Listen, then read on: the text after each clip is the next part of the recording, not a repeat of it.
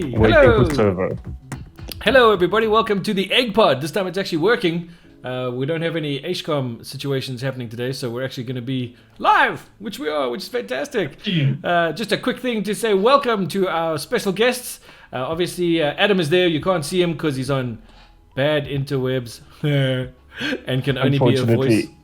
But joining us tonight are two very special guests from our good partner friends over at Unplug Yourself. We have Stefan Rutz. How's it? Yes, hello guys. Hello Crispiwan, hello Adam, and hello to all the viewers. Damn, we got Jay van der Berg, also down there in the bottom corner. We're keeping him in the corner there. We're going to stay over there. How you doing, Jay? I'm great, thanks, and yourself. Thank you for having us. Oh, thank you for coming through, both of you. Really appreciate it.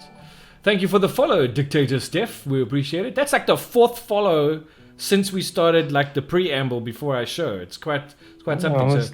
I was saying that people want to hear what Stefan and Jay have to say tonight. No, obviously, that's exactly why people are here, to listen to Stefan and Jay. Dictator Steph says, hi guys, hi Dictator. We got Nell JVR. He says, Adam, why are you hiding? I've got a bad headache, Jay. No.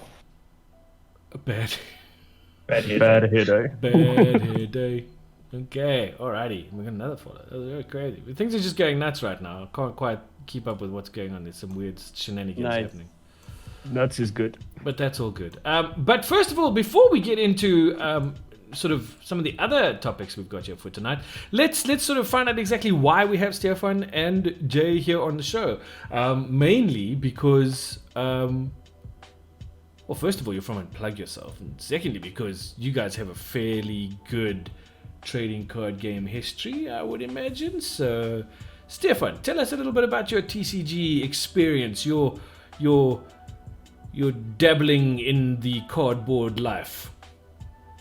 Yeah, sure. So maybe if I could start by just introducing Unplug Yourself. We might have some viewers who are not familiar with Unplug Yourself. It's really a movement that we started to promote anything tabletop related. Whether it is board games, miniatures, card games, role-playing games, whatever it is that you play on a tabletop, getting together with friends around a table. We just started Unplug Yourself as a vehicle really to just promote that. So you can go visit unplugyourself.co.za. You can get views. I mean, there's even some, in the current environment, there's some remote playing guides. There's even some print play type of things that we kind of set up doing last year already when COVID was really hitting all of us with the lockdown. It was quite strict. So yeah, please go check out Unplug Yourself on the web, as well as on Facebook or on Instagram. Sign up to our monthly newsletter. Just to get any sort of updates related to the local tabletop industry. So my career with trading card games started in, was it late 1999, early 2000? He's a puppy. Say again? You're a puppy. Yeah. So a few years after Magic had already been around, I actually started with Pokemon. And like all cool things at our school, they banned it because there were inevitably a lot of arguments and fights that broke out. At the time that Pokemon got banned, the TCG bug had bitten. And I was looking for something that's a bit more engaging and competitive and a bit more complicated. And I ended up trading some Pokemon cards for Magic cards with a friend of mine. And for the first few years that I played Magic, there were only two other people in the whole world that I knew that played Magic. We played by our own rules, 200 card decks, 100 life. You know, I didn't know that you play 20 life and best out of 3. We were always like, the game's over so quickly, let's just make it 100 life. 200 card decks that was stacked this high. Did you double sleeve them? No, this was just, I didn't even know sleeves existed. You weren't able to consult the internet for rules, so we played our own little homebrew rules. I didn't know that a booster pack existed. As far as storing your collection went, you kind of chucked your cards in an ice cream tub, and that was it. It was only a few years later that I found out that there was something like official tournaments. You could buy booster packs. Up until that point, I'd only ever come across secondhand cards as I traded some of my Pokemon and other things for it. And that was way back in 2000. And like I said, the bug bit. I then found out about tournaments. I got and started playing in tournaments. I then said, well, this is cool. Can I become involved in organizing tournaments? That's when I became a TO. And then after I was a tournament organizer for a while, I found out, obviously, the Magic Rulebook being about that thick, it's quite complicated. And then said, well, let me sign up to the judge program. Became a judge at that point. And then during my university days, I started doing demos at shopping malls and conventions over the weekends, just earning some extra income as a student, teaching people how to play Magic in places like Rage and so on. And from there, when I finished my studies, I started working for the company that distributes Magic Gathering in South Africa. So that's my long career with Magic and how I turned a hobby into something that is now my day job. It's a cool thing to have, isn't it? It's been great, yeah. Hey, not Blastoise, thank you for the joining us. Evening, everyone, says Blastoise. Jay, how did you get started? And please don't tell us more Pokemon stories. This is not the EGGPod for Pokemon. This is, we play serious card games here. You mean like Yu-Gi-Oh? There are plenty of serious. Oh, we just lost Jay's games. signal. He's gone. I don't know what happened. Jay vanished. No. Sorry, carry on. I started when I was maybe like 9-ish, I think, off of like cards that were Portuguese for some reason, and I then just gave up. It was a really complicated thing to learn because I didn't know what was going on. But then later on, I met some friends who were playing, Owen and Sue, and when I was getting into it, they actually built me a deck that that was my very first deck. It was an Ozov sort of life gain deck, and yeah, I started playing with that deck, and it was really fun. I then went to Icon, and it was still in like Jabula Recreational Center, and they were doing like some national thing, and that's when I learned that my deck wasn't standard legal and that there was a thing of these different formats. So I missioned then to the modern format, where I got completely wrecked by like angels that did crazy things and broken combos and kiki jikis, and I had never been exposed to anything like that. So my first competitive experience was rather frightening. But I enjoyed it nonetheless, and I've been continuing to play. And then I started working with some of the local hobby stores. My friend Owen had started D20, and Sad Robot had fallen into that. So I was being exposed to this now sales of cards and a lot more play on a weekly basis. And from there, I ended up at Solarpop, and I also now get to enjoy selling Magic cards and various other games. Cool. Wim Flum says Yerks looks sus. Sus? It's the hoodies. It's the hoodies. That's cool. Adam, where are you? Are you there? I'm right here. Alright, I've been cool. listening to the interesting stories from Jay and Stefan. Oh, okay. I think that you want to ask a little bit about going back to Unplug Yourself and the movement that you guys have started coming out of Solarpop. Adam, I think you want to ask something of Stefan? Yeah, I mean, Stefan basically covered everything with his introduction of Unplug Yourself with that. But the plans going forward, Stefan, what can people look out for? Or is it just follow the newsletter and see what's going to go on? Well, yeah, as I said, please do follow us on social media as well as online. But maybe some of the plans that we have for this year, we are collaborating a lot more with some of the local content creators such as yourselves. We want to have some organic South African content that's being made for all the different things. So whether it be board games, Pokemon, Magic, Yu-Gi-Oh! And the likes, guys that have streams, guys that are writing articles, doing product reviews, box openings, YouTube channels and the likes. As opposed to just maybe sharing content that gets produced internationally. We now want to give it a bit of a local twist. And it also helps some of the channels, guys that are out there creating content and putting their time and passion into the hobby, giving them a bit of a wider audience and putting product into their hands, and in your guys' case, partnering with you to promote events. You guys are unique in that respect, that you guys aren't just streaming digital Magic, paper Magic. You guys are also partnering with the local gaming stores to host physical tabletop events. You guys are kind of like a whole package, and that's why we're glad to be working with you guys. very cool to have you guys on board with us too, man. It's been a pretty interesting couple of weeks, Crispy. I don't know what Stefan is alluding to there in terms of hosting events and getting involved with LGSs. Do you know something that we Facebook. don't know? I mean, is there something that you're not telling us? Well, I mean, we've been working with you guys, here and there in the past when physical events at expos were still a thing, like Comic-Con Africa and so on. We worked with you guys to hosting some of those once-off events. Crispin, you and I, we worked together with the Ravnica Roulette series, the first time that Magic and D&D kind of had a crossover. Yeah. Maybe we'll talk a bit more about that a little bit later in the stream when we touch on, the adventures in Forgotten Realms. We just won't talk about Drist because he's in the wrong colors. Yeah.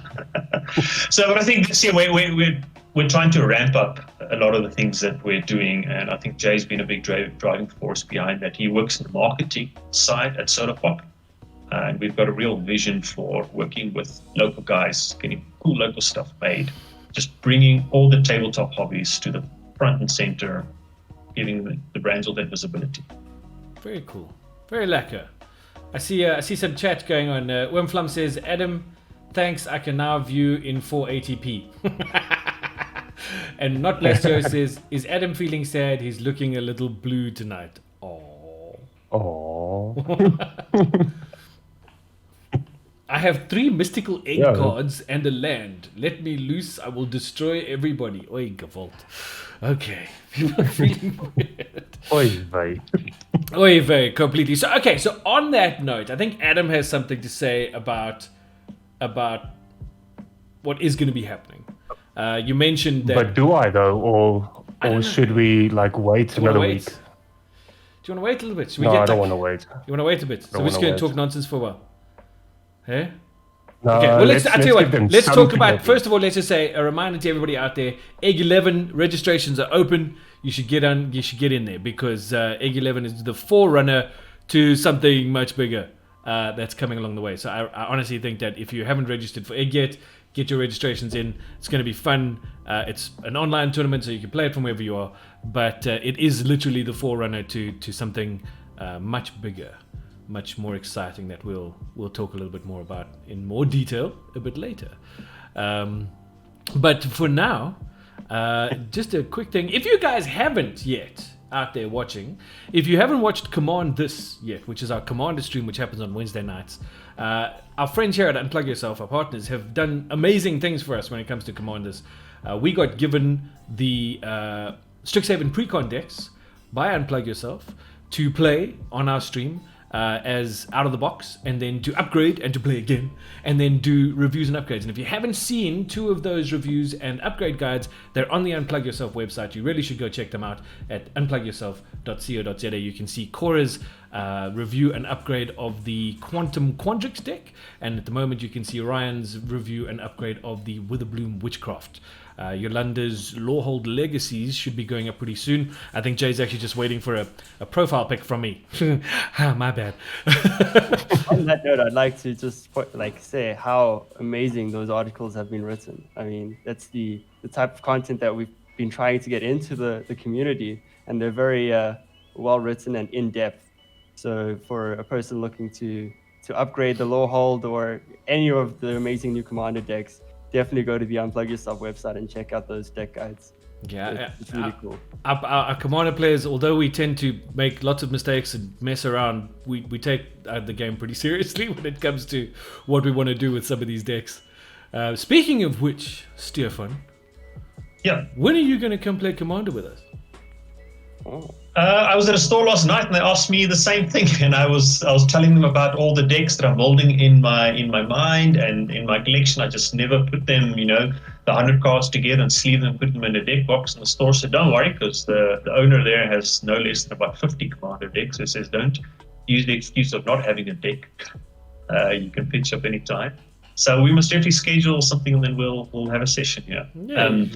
I like what you guys did with the Strixhaven decks, because those of you maybe haven't checked out the articles as yet, and obviously they've taken the precons, and it's a fairly affordable upgrades that the guys have suggested, because you guys had a budget cap of 350 Rand that you would spend on singles, what you would swap out So we're not talking about putting some, revised dual lands in there or fetch lands and things like that. This is something that's really going to be easy on your pocket. So whether you're a brand new player, you can go pick up the pre-con, play it straight off the shelf, and then, as I said, you've got a little, money to spare. For $350, they've got the guide on there exactly what you need to swap out, and I think it's quite affordable, and it's a great guide. Also, can I just say, just from a playing point of view, straight out of the box, I would say that these are probably the strongest commander decks I've seen for quite a few years. The strongest precons I've seen for a while. Straight out of the box, every single one of these decks just flies.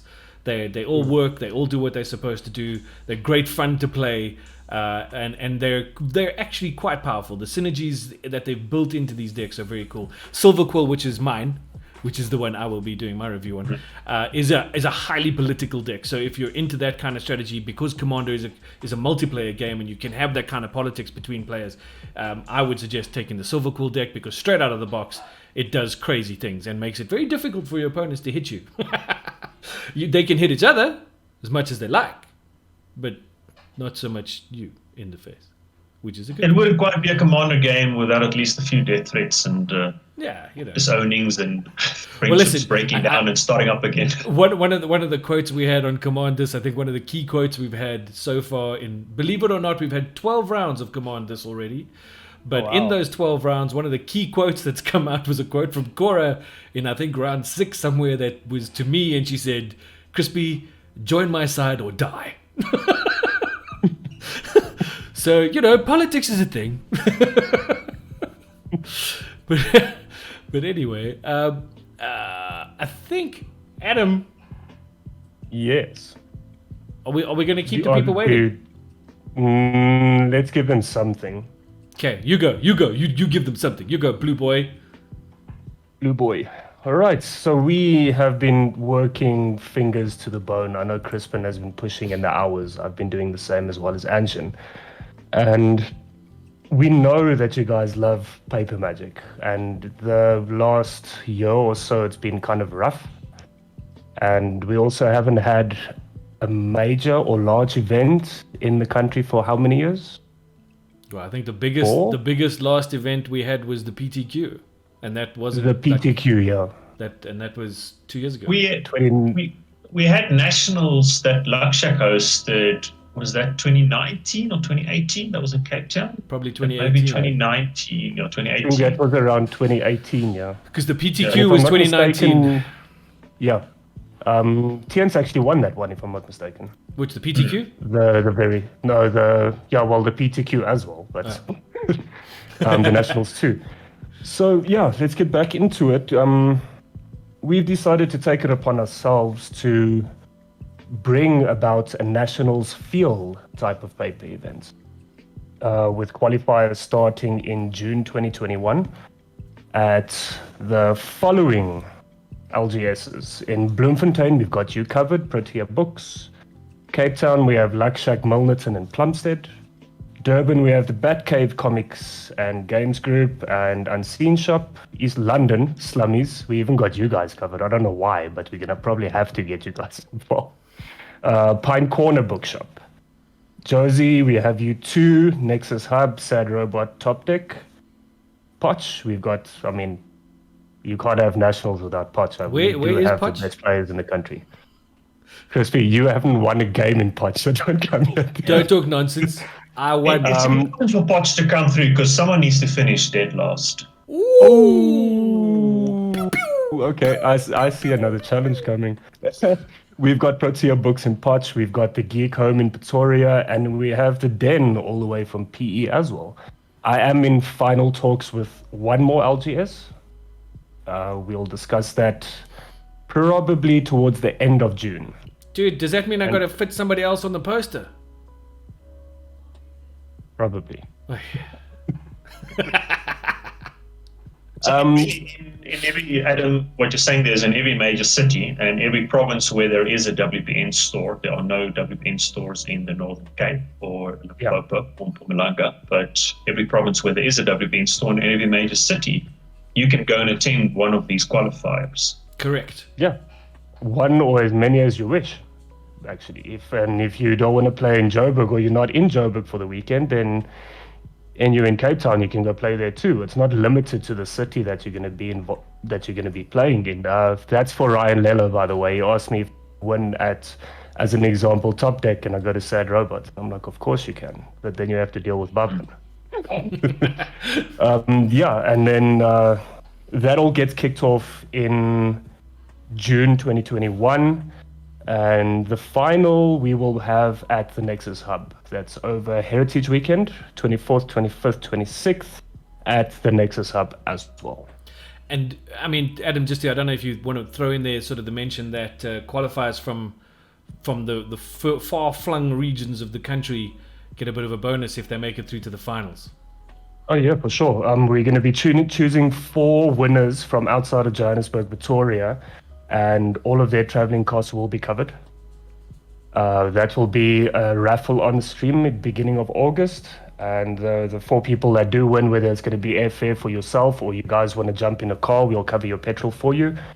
Just as long as we can get as many as possible according to the COVID regulations. Obviously, we would like to get as many as possible for this thing to gain that interest and to get people back into actually playing paper again. I mean, that's the main reason why we all play this game, is for the laughter amongst us while we play our events, our little FNMs or so on. And feeling the cards in your hand, that personally for me is just one of the better things. I would rather have that interaction with my mate than sitting, watching, waiting for server. Yes, my pet hate. Nothing wrong with the EGG tournaments though, but I think we've been doing this a little while now, and we kind of want to give back too for all the support that we've had over the years. We kind of want to give back and give something nice to the players again, so we can all get together and have a few laughs and grab one of those awesome pizzas at Nexus Hub. Oh, we can't do that anymore. And yeah, we can't do that anymore. You know? No, the one-man pizza is no more. Is it no more? No, the Okay, cafe, she is closed. Oh no, I didn't know that. That's okay. I've been in Potch too long. There'll be Well, I guess we can then order pizzas. There you go. Yeah. And Adam, tell me, so I'm mostly a modern player. I don't play Historic Pioneer or Standard for that matter. Where do I fit into? Yeah, we're going to be covering 3 formats. We're going to be doing Standard, Pioneer, and Modern. We will be adding a 4th format to the main event only. That will be a 16-player Legacy tournament. That will be run by Mr. Matthew, all the way from Bloem. He begged and pleaded, and I said, yes, just leave me alone. You can have it. Have your Legacy. We also want to get Please stop the crying. older guys You can back have in. We want to get the older guys back into this as well. We want to see the older cards. We want to have some fun with it. The qualifiers, they will be, depending on your LGS, you have to get in contact with them to see what exactly they're going to do with their qualifiers, how many they're going to run. But it should be a minimum of about 2 Standard, 2 Modern, and 2 Pioneer. The winner per format or per qualifier can jump on over and get themselves an invite to the main event. That means free entry for you. Yep. And hopefully you're going to be one of the 4 guys that's actually, or 4 guys or girls that's going to get yourself your traveling costs covered too. Yeah, I think it's, I mean, from our side, in terms of what we're hoping to achieve, is just to reestablish that feeling of the community, of paper magic, of being able to sit with your mates and play. As Adam said, the laughter, the fun, the jokes, whether you're laughing at how badly you crushed your opponent or whether you're laughing about some funny joke that you've made, that's all part of the game. And that's part of the game that we miss, because when you play on Arena or online, you don't get to interact with the person who's sitting opposite you. The closest we've come to that is the way in which we are able to show the matches we do for the EGG tournaments, where you're able to see both sides of the board as a viewer. So you as a viewer can have that kind of interaction and sort of say, oh, look what's coming. But as players, you lose that ability to connect with your opponent. For us, that connection is vital. It's so important to everything that makes Magic great. Just going back to FNMs again recently has reaffirmed my love for playing paper Magic. So we're hoping that through this National Paper Series, because we can't call it the other thing, we will we'll bring some of that back and keep it going. Start reignite a fire. Reignite A fire. I like it. Yeah, and that's the fun thing about the tabletop. As someone who works in the industry, what we often call analog gaming, or the physical things. This little cardboard and wooden figurines and plastic things. People have asked us, how do you kind of like compete with digital gaming? Like the PlayStations and the Xboxes. Those worlds are immersive. Graphics and the technology is it's usually next gen. And I've said to them, we don't. You don't try and compete with that. We offer something completely different. We offer the social interaction, which is something that those digital games can never do. You don't get to sit across from the table at someone, kind of give them the evil eye as you see they're scheming to, throw span in the works of your strategy.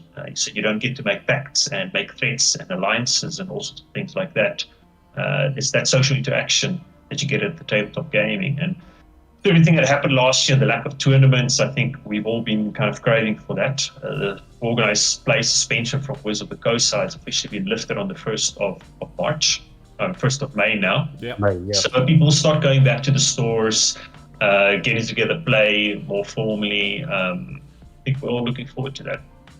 Yeah, and I mean, for those of you out there in the stream chat, and if you're going to be chatting to your buddies and stuff, just keep in mind, this all kicks off in June, but as to how it kicks off, please approach your local gaming store. We've been dealing with them. Adam's been dealing with them almost non-stop, day and night. It's why he's hidden his face, because he doesn't want you to see how haggard he's looking.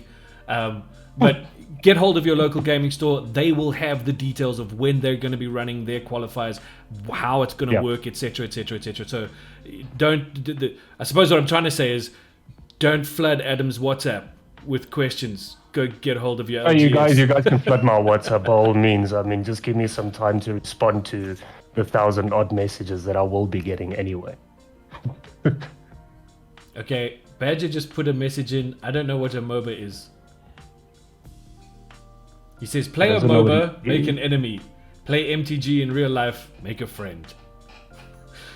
Aww. This is so cute. He's so cute when he wants to be. Yeah, he's alright sometimes. Our Badger. Yeah, well, just carry on looking at the socials as well. We'll start revealing the prize support, the playmat artwork, so on and so on, in the next couple of weeks, I guess.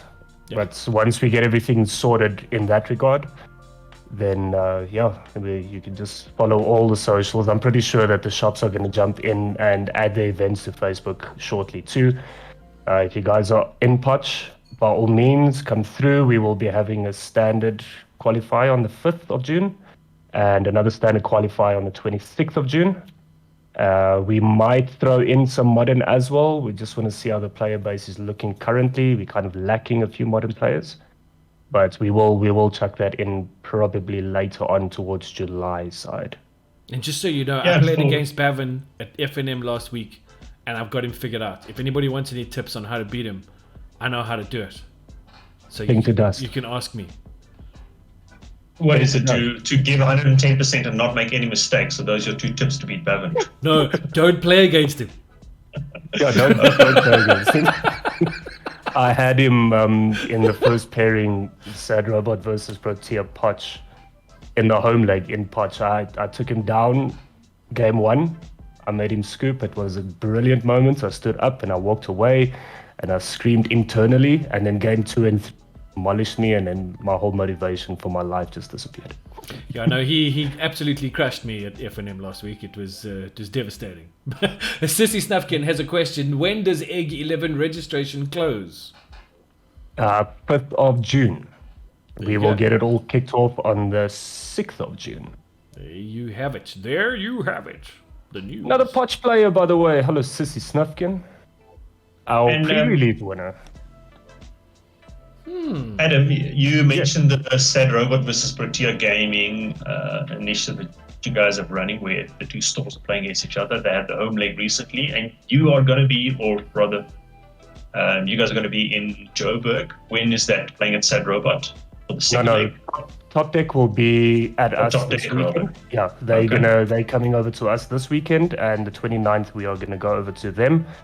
and get out 4-0s because Poch players are not as bad as what you guys actually think. It's Poch good. It's like a players are sleepover. pretty good. Except for me, I'm like horrible at this game, but it's actually a very cool initiative.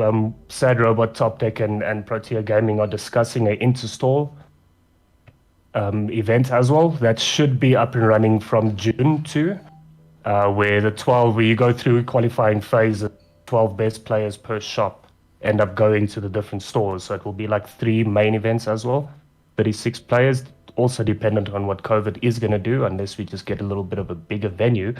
But yeah, it's a pretty decent initiative, seeing your mates after a while, because Bhavin and I are very close, and I haven't seen him in such a long. Seeing him again after a long break, it's just pretty cool. Seeing your buddies. I mean, that's also why we're in this game, to hang around with our friends from Cape Town or from Durban or from Joburg Or from Poch. or from Poch. Yeah. And so I mean, if anyone in Joburg wants to pop through to Top Deck on the 29th, then I guess you could, if you've got any questions about the events, Adam will be there. You can ask them in person.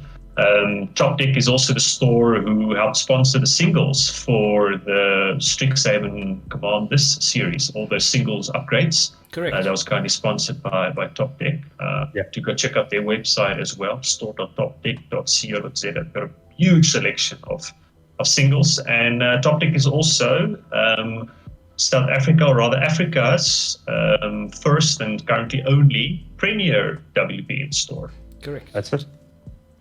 Doing some good stuff. Rob, David, Scott, and Riddle. We like Rob. Rob's okay. He's an okay guy. He's okay. He's alright, you know. See, they recently added some board games to their online store now, so they're expanding further into the tabletop genre. They're obviously very focused on Magic the Gathering, but now, if you've got some family and friends who like to play some board games as well, also go check out Top Deck. I think we'll have to invite Rob to come and play Commanders as well. We'll have to get him in there, see what he can do. That'd be fun. That should be fun. He visits the channel quite often. Is he in chat tonight though? Or I is he haven't busy seen. with I don't see Conscript there. I don't see it. I think the Top Deck team are busy practicing tonight. Oh, working hard, are they? Working hard. Okay. Hey, so just on the subject of just working hard and playing and stuff, Stefan, do you play any arena? Jay, do you guys play any arena at the moment? I play quite a bit. I prefer sealed, to be honest. As a predominantly free-to-play player, I often get discouraged if I enter into a ranked match and there's somebody with a very nice constructed deck. But otherwise, I've been playing a lot of draft and sealed. I often even get onto a stream with my friend and we'll like play on an account together. So it's really cool. The Strixhaven set's been surprisingly very powerful. Yeah, That's a very good set. I'm really enjoying this I'm set. enjoying it. There are some fun cards in there. Yeah. The Mystical Archive, parts of it is really interesting. I enjoy that feature of the sealed. Faithless looting. I was going to say, except for Faithless Looting. Adam, shh. Time Warp. Copy Time Warp multiple times, yeah. What? So you talked about, Jay, you said jumping into ranked and coming up against a nice constructed deck. What are the kind of decks you've been coming up against? What are you finding horrid in standard right now? Besides the terrible ultimatums and the Urian decks, there's not much else actually. It feels like those are the two decks that seem to be dominating. However, I don't play enough because it's enough to discourage me. Yeah, I don't play any standard and I don't play any arena. But I mean, I do follow the news online and kind of check what the metagame looks like. For you guys that do play standard, you guys looking forward to the rotation of Throne of Eldraine? Definitely. September, October. Yeah, I think Eldraine needs to go now. I think it's had its run, and to be honest, the adventures mechanic is just it's kind of taking over the world right now. Yeah, I'm just kind of tired of dying to stomp. And being on 2 life and getting yourself back into the game the and then you get yourself a stomp to the face. I mean, I'm just tired of that. I would like Embercleave to leave and Great Henge as well. Robber of the rich. No, I think that's Eddie. that I think one's Eddie, okay. the innkeeper, needs to move on now. He needs to go open maybe He a should have pub been down the banned road years ago. somewhere. I know it used to be like in modern things, you'd be like, with on 6 life, you'd be like, 2 lightning bolts can kill me. I'm kind of in the danger zone. Now with Embercleave, you're like, I only have 80% of my life left. I'm kind of in the danger zone. That's right. Yeah. I've only lost 2 life. I could be dead next turn. Yeah. Turn 4 Embercleave's never a fun thing to see coming at you. No, for sure. Also, I mean, although at the moment I suppose that ultimatum is being a big thing as well. Those ultimatum decks coming out of what they are, Ikoria? Were they Ikoria cards? The ultimatums. Ikoria, yeah. Ultimatums were Korea, yeah. So that's a big thing right now. I am finding though that there are this Snick. The Mia Luca with Coma is a pretty decent big deck. I know snake. Cora's been playing that one for Yes, a while. Cora's now. been playing the Snick, the big Snick, Yeah. Coma. The big snake. Coma, yeah. Which is good fun. And also there's this very strange sacrifice Rakdos sack variation, this Mardu thing with Lessons. Extus, the demon thing, which I've actually started running a version of, and I'm thoroughly enjoying it. But then those are black red. That's me. Bring it on. I was very much into the Cat Oven, Mayhem Devil, all that jazz back in the day when that was still around. So it's nice to have a new sack deck that you can play and have some fun with. And the fact that you can just plumb the Forbidden on 1,000 pests is like, hi. It's good fun there. Surprisingly, I got caught out by a mono black deck that uses the enchantment that says you get pinged for 1 damage every time you draw. And with Plum, Underworld Dreams, and then I- they peered you into the abyss, did they?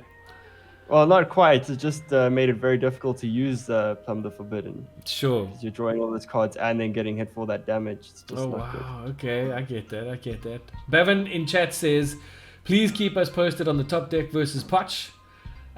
Shade Slayer JJ says, Eldraine's rotation will have a much larger effect on the meta than compared to the previous rotation, hopefully bringing more balance. I agree. I think that Eldraine going out will have a huge impact on the meta. Especially because you're going to be losing a lot of those card draw engines that people have been playing with, and ramp might actually not be as significant. No. But we'll see. We'll see. We're looking at some of the preview cards that have just been released for Adventures in the Forgotten Realms. We've seen a new Planeswalker. We've seen a dwarf, and we've seen an elf. It shouldn't be in the color that they put them in, but there's an elf. Yeah, some of the companions of the Hall, for those who are familiar with Forgotten Realms and the mythology, not the mythology, but the themes there. It's such a rich story and world that they have there, the world of Faerun, and it's making its foray into Magic. We've had like a D&D Magic crossover previously, but it was the other way around. There was a Magic set, the last Ravnica set that we had, where they made a D&D campaign around. But also this now, is the first time now. Sorry, Stefan. I think also just important for people to note, back in the day in D&D, there were multiple worlds. There were different worlds that you can play in. So there was the Dragonlance world, there was the Forgotten Realms world, there was the regular D&D world, etc. What they've done is they've combined all of those. They've basically discarded the rest. And now the world in which D&D takes place is Faerun, is the Forgotten Realms. So this is the one big D&D world that Dungeons and Dragons happens in. And so this is making its foray into Magic, which I think is a cool thing. I think it's long overdue in a certain sense, simply because of just the similarities between what it is that the two games do. It's crazy how close they are. A Bag of Holding and the bag we had last time where you could exile cards and stuff like that. These are things that are there. But I think it's really interesting that they're bringing it in now with Faerun, with these characters and the champions that Stefan is talking about. One of them being one of my favorite fantasy characters of all time, Just to Erden, who's a dark elf and shouldn't be in Celestia. Yeah, we were chatting before the stream started. Obviously, they spoiled that card tonight. Just Erden's card being a green-white card. And Chris was saying, no, surely he's a dark elf. He lives in the Underdark. He's an elf. He should have been a green-black, not a green-white character. But yeah, interesting. We'll see if maybe they found that there's another character that they want to slot into the green-black setting. Perhaps we'll have to see. But I think it's such a great mashup. I mean, Magic being such a heavily fantasy-driven game, and D&D is probably the other perfect, heavy fantasy, high heroic fantasy type world. I think it's going to make a great combo. Did we lose Adam? I think we lost Adam. I'm just going to check on him on WhatsApp quick. I see he's typing. For those who are interested, obviously that set is releasing on the 23rd of July. It is replacing the core set. We normally, late June or early July, we have the core set. But I think Wizards has said that they feel that these thematic sets are featured a bit more. And the core sets were normally positioned as a way to onboard some of the more casual players or newer players. But I know Maru is one of the lead designers at Magic who said they've found through their research that actually the Magic players appreciate more complex products. They like to be challenged. Sure. So they don't want to make it too basic. People actually, as I said, the bigger the challenge you presented them, the more they kind of gravitated towards the game, the more they want to unlock that puzzle that you give them. So this set is replacing the core set. There will not be a core set for this year. Sure. But it's great to have this fantasy set featuring.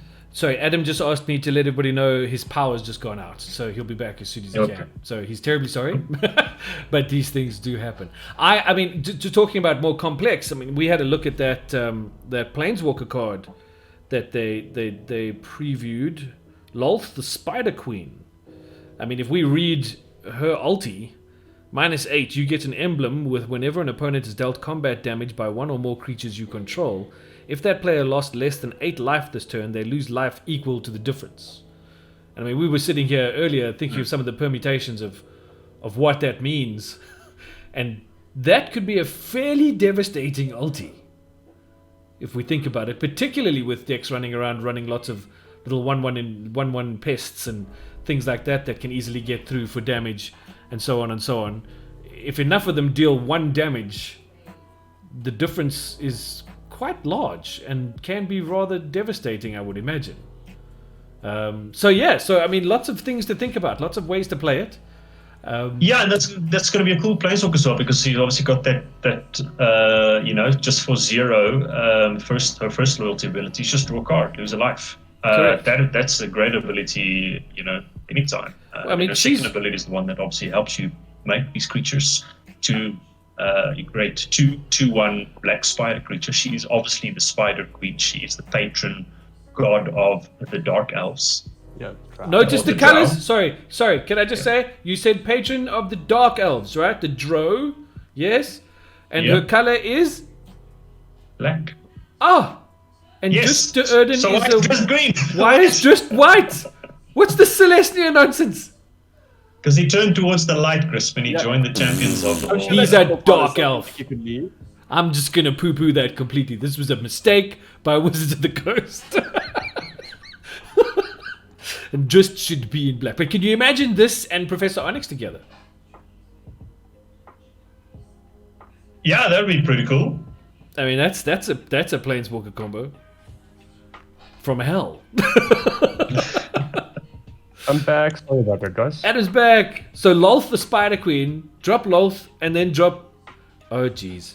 Ultimatum for Lolth and Professor Onyx. Ooh. Adam's eyes back gleam at the right in the dark.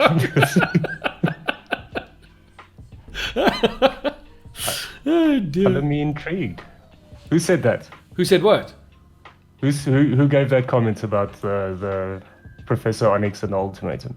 Me. It was Crispiwan. Oh, was it Crispiwan? Yeah. And nothing from chat? No.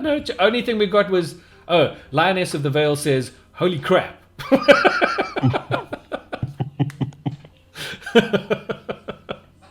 Oh dear. So obviously being a D&D set, we can expect lots of dragons as well. They've spoiled Tiamat so far, the 5-headed dragon, and obviously being a 5-headed dragon in D&D, we see its card in Magic now obviously featuring all 5 of the colors. Yeah. For 7 mana, you get a 7/7 creature with flying, and when Tiamat enters the battlefield, if you cast it, search your library for up to 5 dragon cards not named Tiamat that each have different names, reveal them, put them into your hand. That's So like. that is as cool a dragon tutor as you will ever come across. What about? I believe it's the Dragon, which was part of one of the commander sets, The which Ur was Dragon was big. amazing. Yeah, the Ur Dragon was big. That just did so much. Can I just say this is a terrible time for this Tiamat to come out? Can I just say that? Because Dracoseth is no longer with us. I mean, how can you have a dragon tutor and you can't go fetch Dracoseth? Because I think they realize that players like you would be up to very bad shenanigans, and they don't want to subject opponents. So things okay, like fine. that, No, it's fine. We'll just go get Lawhold, Boyki, and Slither, and all the the 5 Elder Dragons. We'll just go get them instead because they're pointless and powerless. They're no good to anybody. What do you want them for? Since Goldspan Dragon, I think the benchmark for what a good dragon is really high. Yeah, no, Goldspan's fantastic. Although Lawhold is brilliant. I mean, one of the things that I've seen, one of the sort of meme decks, obviously, is around this Dragon's Approach card, the one that you can exile 4 copies of it, go fetch a dragon, play it for free. So you do that, go fetch Lawhold, what's his name, put him on the board. Telemachus, I think, or I can't remember. It's got a long name. But and you put him on the board, and he's got haste, and then he swings, and he can go fetch a card equal with a mana value of his power and cast it for free. Well, within a set number of cards.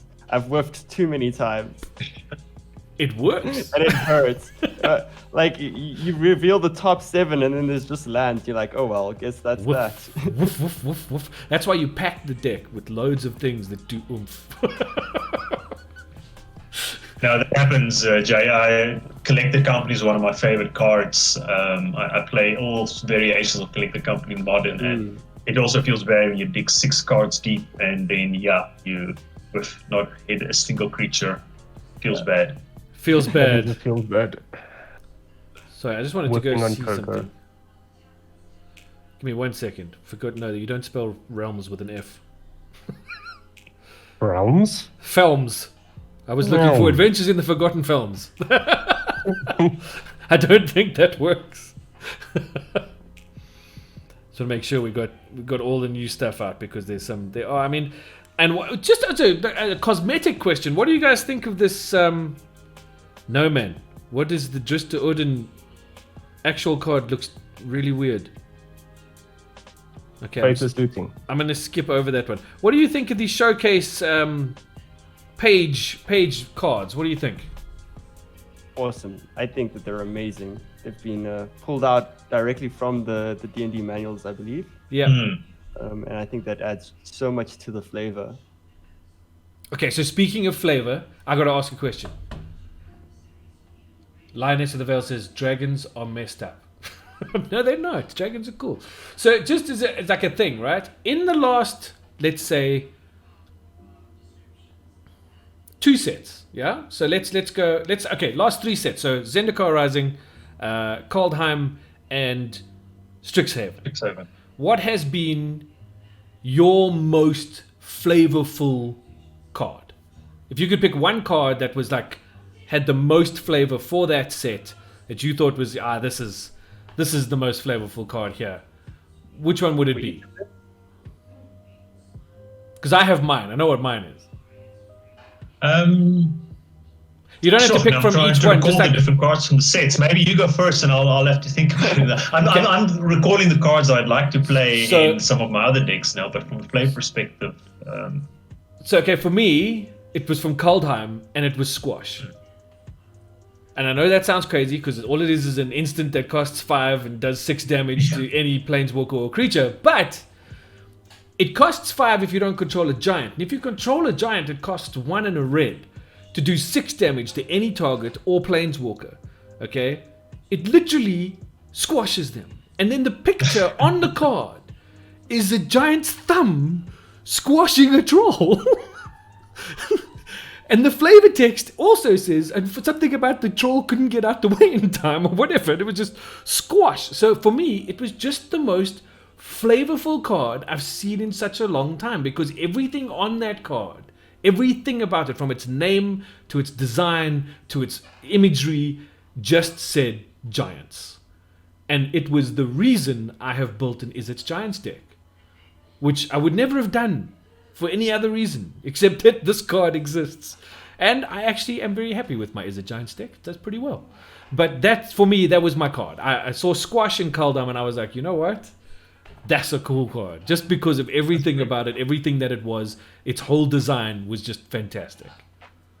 For me, it wouldn't be one specific card. I'm actually going to choose a type of card that we storm Zendikar Rising. It's the NDFCs, the modal double-faced cards. And what really struck me from a flavor perspective is we're obviously on Zendikar. It is this world that is so rich in mana. It's what drew all the Planeswalkers. It's what drew the Eldrazi. And we know it's a constant flux. The landscape is forever changing. And now on one side, especially the spell cycle of those cards, you've got a spell, which is utilizing the mana. On the other side, you've got the land, which is obviously, it's an ode to the landscape. I felt that was a really cool way of going about it. You've also got the land cycle as well. You've got a land on the one side and a different color down on the other side. But this idea of having a spell on one end and a land on the other side, fitting with Zendikar, that for me was like a flavor one. Cool. Yeah, I'm going to agree with that. I enjoyed that too. Jay? I'm gonna have to go with the more recent set, Strixhaven, and the more flavorful was from Silver Quill. It's that closing statement. Nice. And I just enjoy how, like, at the end of your turn, it gets reduced and you get to destroy something, and put a +1/+1 in counter conclusion, on it's very nice. Mic drop. Yeah. Mic drop. Exactly. It sort of sets the mood for what this matches are going to be like. Very cool. Nice card. Lioness of the Veil says Body of Research in Strixhaven, which is the 3 green, 3 blue sorcery, create a 0/0 green and blue fractal creature token, put X +1/+1 counters on it, where X is the number of cards in your library. Ow. Adam? Yeah, I'm going to agree with Stefan with the double face cards. I really enjoyed that whole this Shatter Skull smashing and Kazul's Fury and Balaged Recovery, which is one of my favorite cards. Yeah, Balaged Recovery out is a of great that card. hold. Yeah. Because you can go fetch Polychronos out of your graveyard and bring him back to the battlefield. I mean, what's wrong with that? Nothing at all. Nothing at all. And we obviously earlier this month we saw the Secret Lair Ultimate Edition, which is one of the secret layers that goes to the stores being released, and that one featured the 10 modal double-faced land cards that were released, 5 in Zendikar and 5 in Kaldheim. The Kaldheim ones feature art from Zendikar, and the Zendikar versions feature art from Kaldheim, and they're all in foil, which is a bit of a nice twist if you're a collector. Yeah. I'm a collector. Yeah. And in that respect, keep an eye on the EGG channel pretty soon, because we'll have something cool related to that for you guys to check out. Oh, I'm not excited at all. I'm not bouncing around like a kid before Christmas. Not at all. Look at me, being very Not at calm all. and grown up, and can't wait. Calm yourself. Lioness of the Veil says, very broken in... Yes, I would imagine that Body of Research is pretty broken in Commander where you're running 100-card decks. That would be quite the fractal. You can't Heartless Act that, baby. I recall, like, in Modern, there's Battle of Wits, and it's like 200-card decks. Throw that in just for extra spice. Just a little bit. Just a little bit of extra spice. Here's You're my never small gonna do Battle fractal. of Wits. I'm just going to... It's like Ricardo, one of our guys who plays in Commanders, always says, it's just a... And then tells you whatever the card is. Don't be upset. It's just a 99.99 fractal. It's nothing serious. Only has 5 abilities. Yeah, what? Yeah. Don't be silly. There's a card that I think should be played more, and I can't remember what it is, but it's also a dual card. On one side it's green and blue. On one side is a big body that if you control 8 or more lands, it gets +5/+5 or something. And then on the other side of the card is a blue thing that says, I can't remember if it's a pay or tap ability or both, but the ability is that every other creature you control becomes a copy of one of your creatures, except it's not legendary if that creature is legendary. They play that with Finn What? That's augmented just something. insane. It's very good. That is a very, very good card. I've seen a few people playing that with Finn in a Death Touch deck. Don't do it, Crispiwan. I gotta go. I'll see you guys later. It's a very, very good deck. That's a James lot and of I were Death actually Touch. looking into building that. It's pretty stupid. That's a lot of death. That's a lot of poison. That is. Ooh. That's a lot of poison. Ooh. Hey, Bevan. Bevan, I got something for you.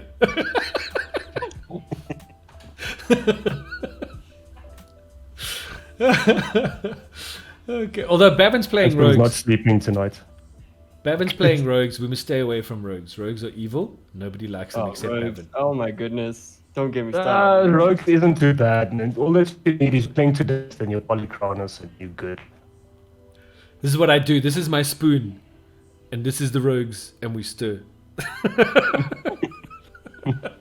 And obviously, what we saw recently, they've started introducing, the rogues and the clerics and so on, those themes. That obviously, again, harks back to the classes that you see in D&D. Correct. So they've kind of been setting the scene for us, building up towards these sets. I have noticed what we're gonna see it. that they do that quite cleverly. And I've been picking up on quite a few of them, actually. I mean, if I look at that Rakdos deck I was talking about earlier, so the sacrifice deck, right? It works off of sacrifice, but it's only become a really big thing now with the release of Strixhaven and with Exodus being available to you and being able to do all of the stuff and plumb the forbidden and so on and so on. However, was it Kaldheim or the set before? We got Yashan, the big pig. Yeah. And the big pig says you can't sacrifice stuff to activate abilities or gain life. The pig is Eldraine. Yeah, The pig was actually Zendikar. Yeah, So I think it was Zendikar was Zendikar. Zendikar, But yeah. the point is that so now we have this deck, this archetype, sacrifice archetype, that at the time when it was released, we didn't realize that Yashan was actually kind of in a way set up to counter the power of that deck. So you play Yashan against the Rakdos deck, they've got to find a way to get rid of Yashan or it shuts their deck down completely. Like, Do you remember the trauma of Cauldron Familiar and that Rakdos sacrificing? Because I recall cards having to be banned. Because I don't know what you're just talking about. Nobody here played that deck. What? Unsacrificed. What? Nobody played that deck. Who played a cat oven deck with the Mayhem Devil? Exactly. Crispy and the Ward brothers. I don't know what I don't anybody's speak- talking I don't about. speak to them now because of that. No, okay, I know exactly what. I loved that deck. I loved that deck. It was awesome. It was awesome to play. It was fun to play. Sacrifice. I mean, it was just insane. It was great. It was great. Not gonna lie, I loved it. And to think, I considered yourself, Jason and Wesley Ward, some of my friends. Exactly what I said, Stefan. You should have Exactly seen. what I said. You should have seen the Orzhov thing I built, Stefan. You would have liked that. I'll send you some links to it doing its thing in Cool, one yeah. of the EGG tournaments. I built an Orzhov thing around Tesokalov and the Luminous Broodmoth and Bastion of Remembrance and the Cruel Celebrant. And all I of remember those, all of that. those good things. That was the first time I made it to the top 32 of an egg tournament. Was with that That is little true. brood. You beat Ricardo on your way up as well. I did. I beat quite a few people on my way up. It was good fun. Surprised the number of people with that that was a little pretty deck. decent deck. That was a very good deck. It was good fun too. And it had a cat and an oven. It did. And the Mayhem Devil. No, didn't have main devil. Oh yeah, sorry.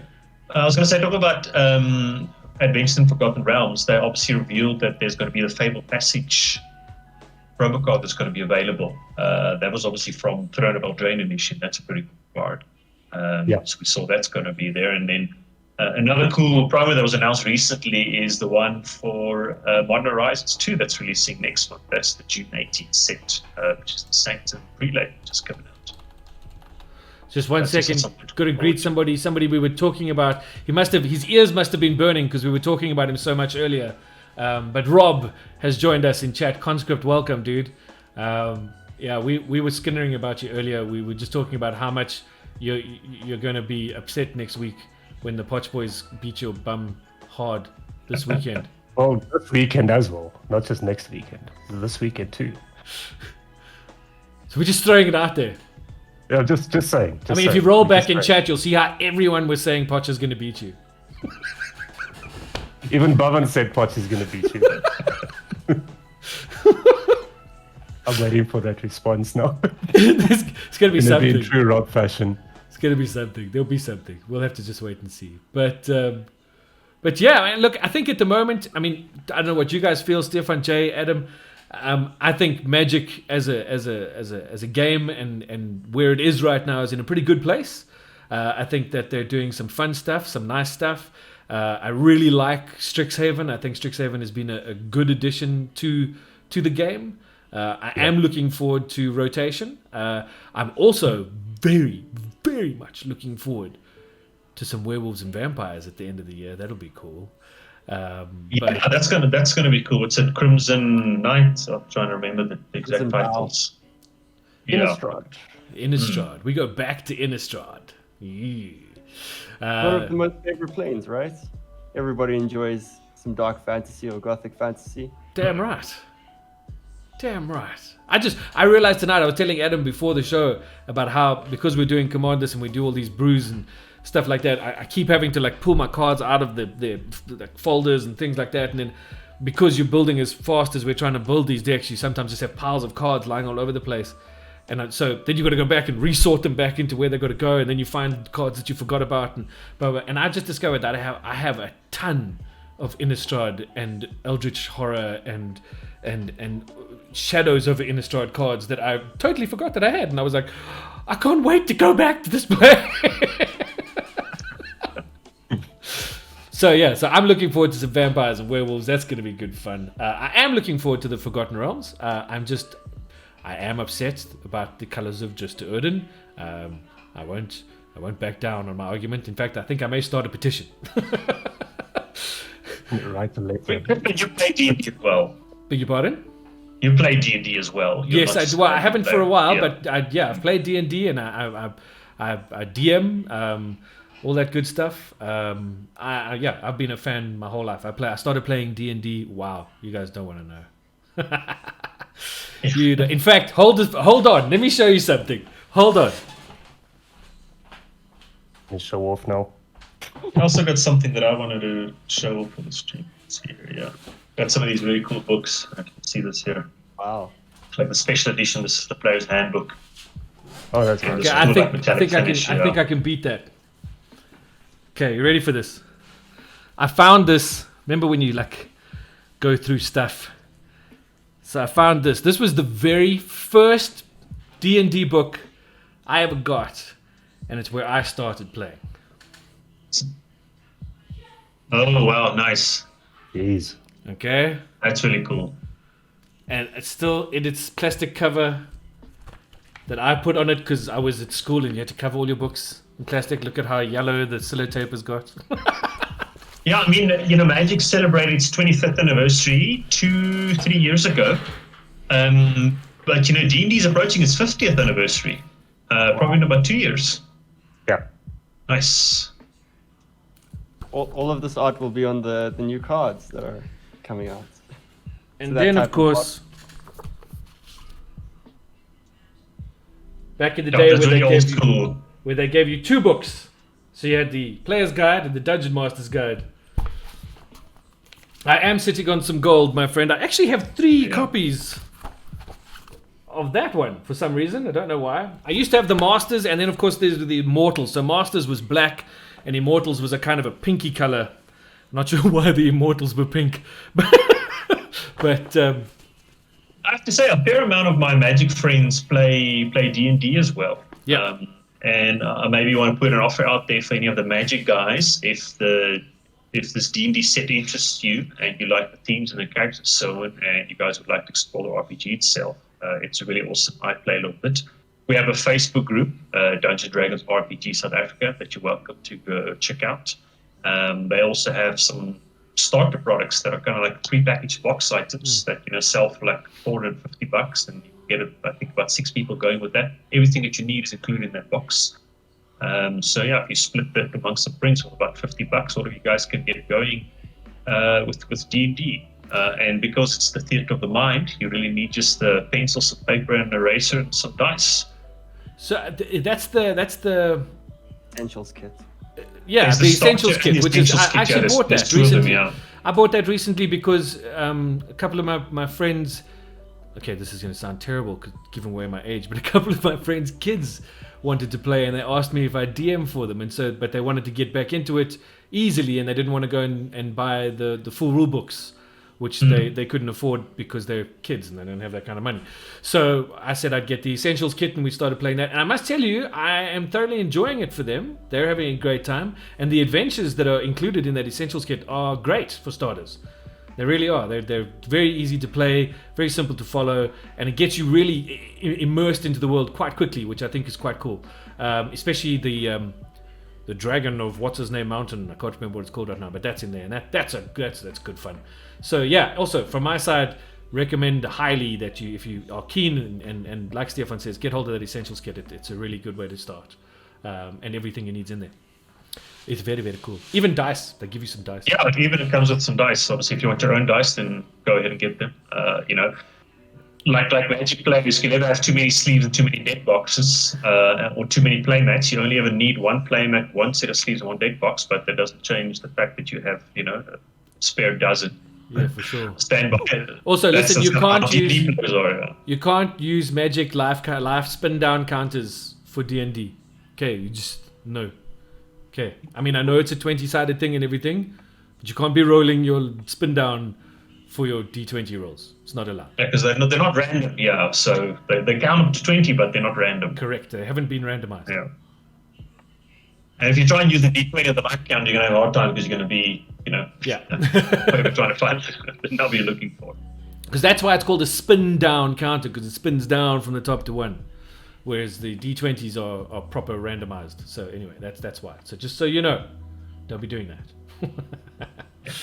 Mrs. Aimless says, I'm sitting on some gold there. Yes, I like to think so. And Aimless is in chat. What did you miss? Oh, a whole lot, bro. But it's okay. We will drop this on the YouTube channels, and then you can pick it up from there as well. But there was a lot. We've been talking for an hour. A whole hour? Yeah, it's been an hour. We've been over an hour. Yeah. It's great, man. So listen, Flies when you're having fun. I just wanted to just check, just so that I can, pace myself.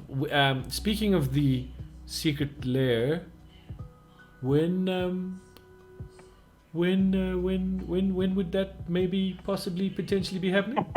Yeah, I think keep an eye on the channel, guys. During next week, there'll be a secret lair feature. Well, we're announcing it now, so a not-so-secret lair feature.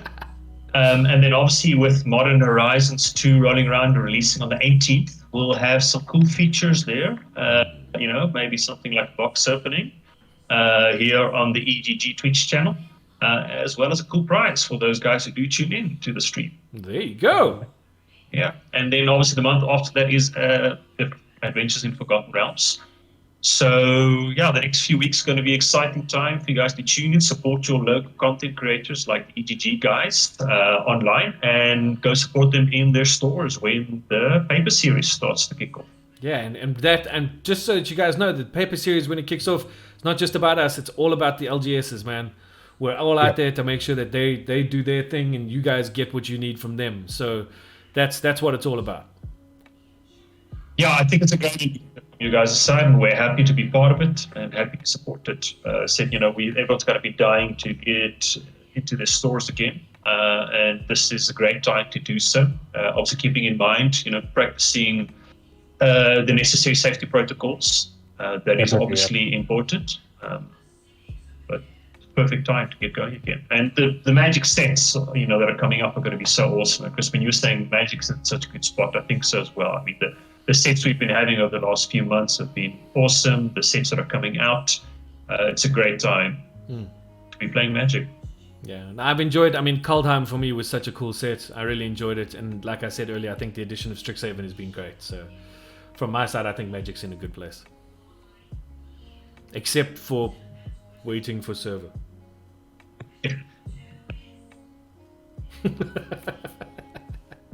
Adam, any final closing thoughts? Anything you want to throw in there remind chat about.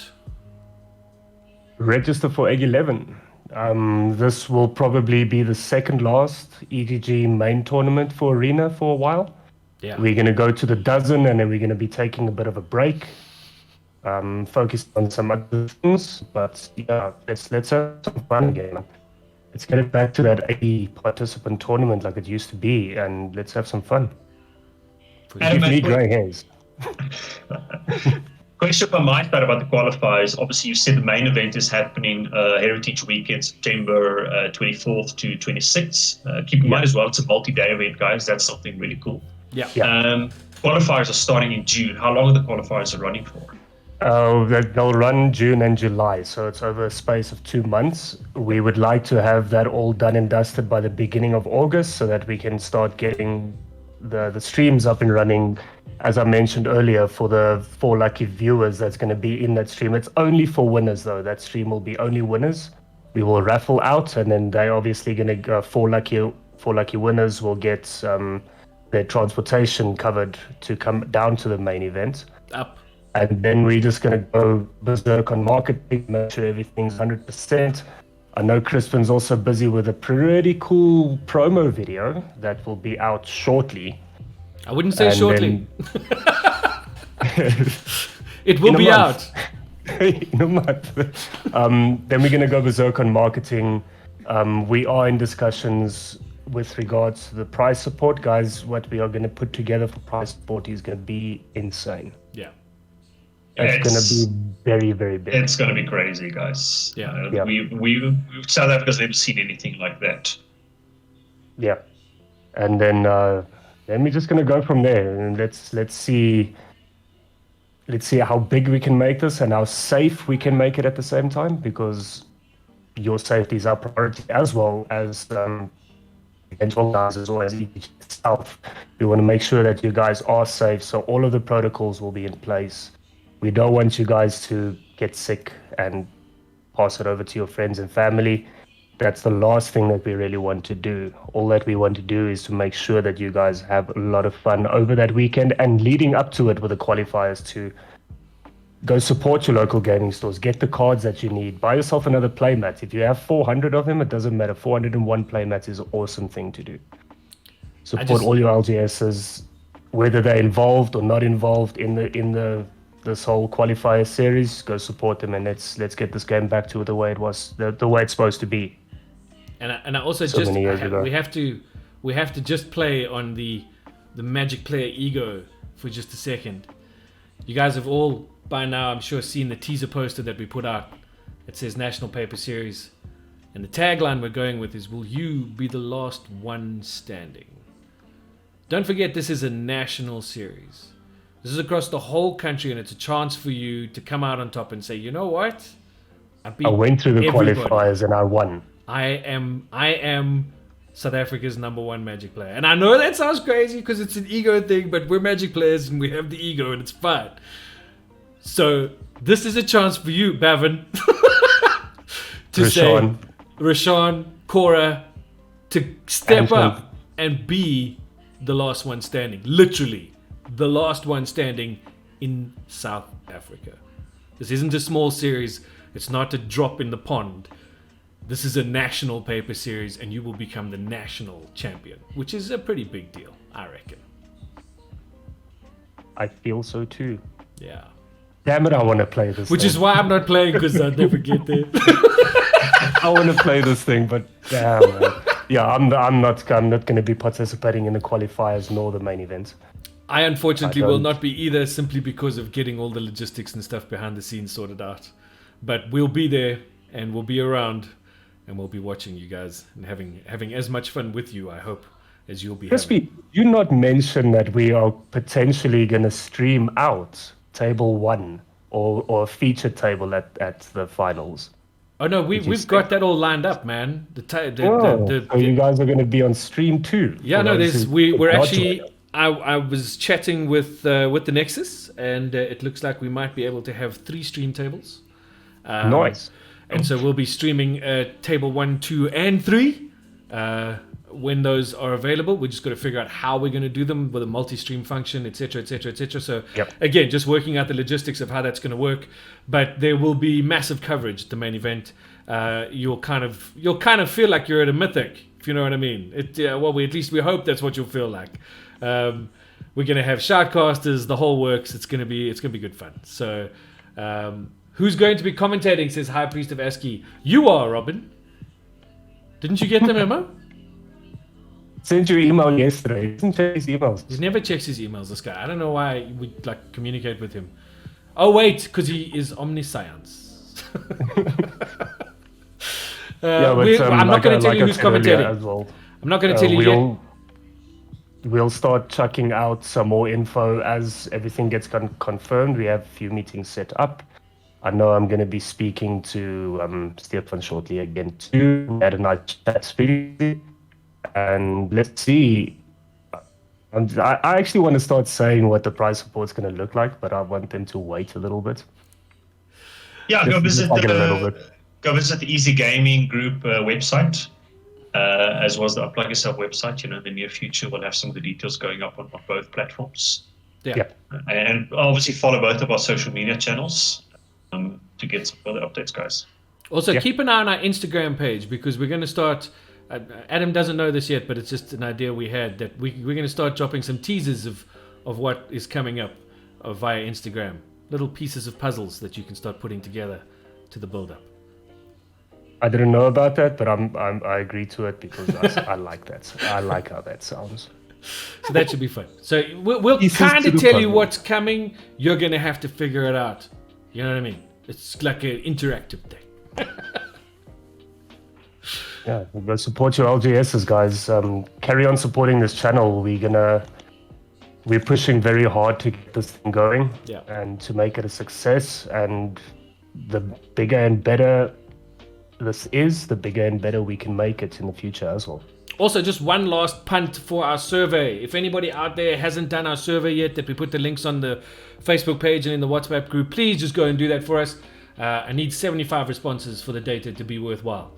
I think I need like 9 more people to finish the survey. So that would be amazing. I'm already overwhelmed by the fact that we've got as many responses as we have. So thank you very much to those of you who've already filled in the survey. But 9 more, that's all I need. Just give me 9 more and I'll be a very happy guy, and I'll stop bugging you about the survey.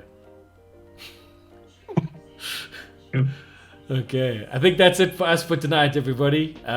Jay, Stefan, thank you so much for joining us. Always great to have our friends from Unplug Yourself with us, and for your amazing support. You guys are just spectacular in the things that you are helping us achieve. So thank you for that, and thank you for being with us tonight.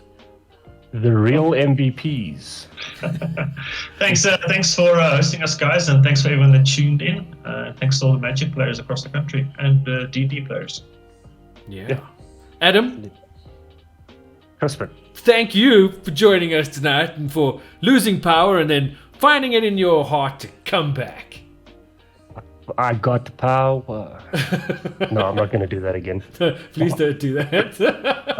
Hopefully for the next I will be face. You guys, this is my face. Hopefully by next week all my internet issues will be sorted out, so I'll be back on cam so you guys can laugh at my age. There we go. Very good. Yeah. And for those of you from Top Deck, enjoy the trip to Potch this weekend. Good luck to both sides. May the best Magic players win. May the Potch players win. Okay, well, I'm going to. Mrs. Aimless says, thank you so much to the Unplug Yourself team, Adam and Crispiwan, for this amazing event. Cannot wait. Mrs. Aimless, neither can we. And thank you for your support. We really appreciate it. And to everybody else out there, thank you so much for joining us. Until we speak to you again next time, which will be on Monday. I know this is usually the Monday show, but we're on Thursday. But we'll be back on Monday, this coming Monday.